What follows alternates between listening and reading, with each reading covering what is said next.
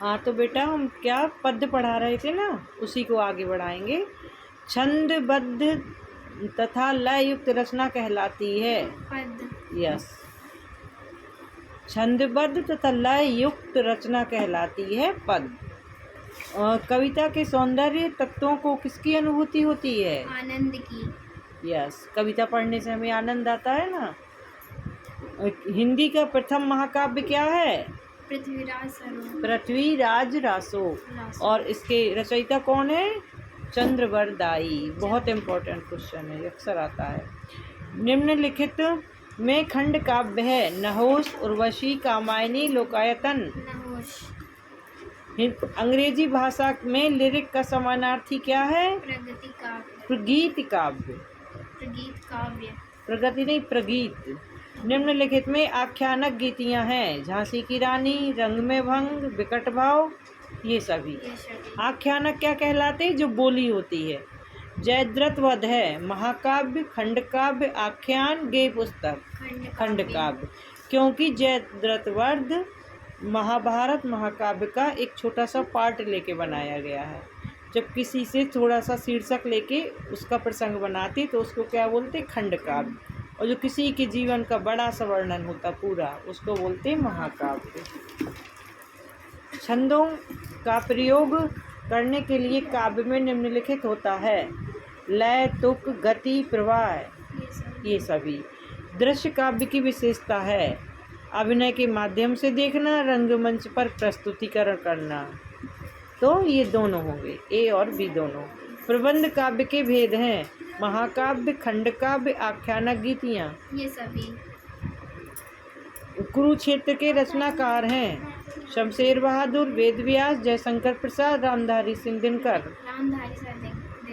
अब जो क्वेश्चन है ये आदिकाल के हैं।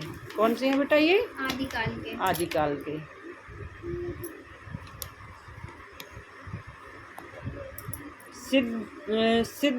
सिद्धों की संख्या कितनी है? 84। रासो ग्रंथ में प्रयुक्त हुई भाषा का नाम है?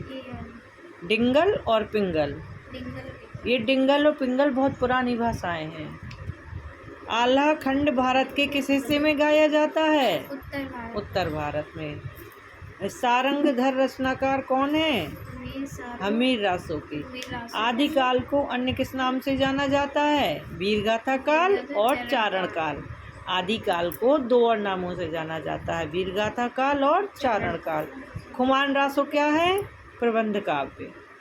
वीरगाथा काल की कविता का मुख्य विषय क्या था? वीरों का यशोगान। वीरगाल में जितनी भी कविताएं बनी सब वीरों के यश के गान के लिए बनी है। उन्हीं की शौर्य पताका, उनका विजय, उन्हीं का यश का वर्णन। अब जो क्वेश्चन आएंगे ये भक्ति काल से हैं। भक्ति काल की समय सीमा है 1343 से 1643। ओके। भक्ति काल की शाखाएं हैं? कौन कौन सी हैं? निर्गुण शाखा और सगुण शाखा। ज्ञानाश्रयी शाखा के प्रतिनिधि कवि कौन है? कबीरदास, रविदास, मल्लुकदास, ये सभी सारे लोग हैं इसमें। रामाश्रयी शाखा के प्रमुख कवि कौन है? कौन है? इसमें होंगे बेटा नंददास। सबसे इम्पोर्टेंट तो है तुलसीदास। अगर ऑप्शन में तुलसीदास नहीं है तो नाभादास या नंददास। निर्गुण शाखा के कवि नहीं हैं? कबीरदास, वो तो हैं दादू दयाल, सुंदरदास, केशवदास। केशवदास नहीं है, ये सगुण के हैं। रत्न रचनाकर के रचयिता कौन है? बताओ। रत्न रचनाकर के रचयिता याद नहीं करते हो आप? रैदास, मल्लुकदास, कबीर, अक्षरानन्य। बोलो। रत्न खान के रचयिता हैं मल्लुकदास। आपको याद नहीं है?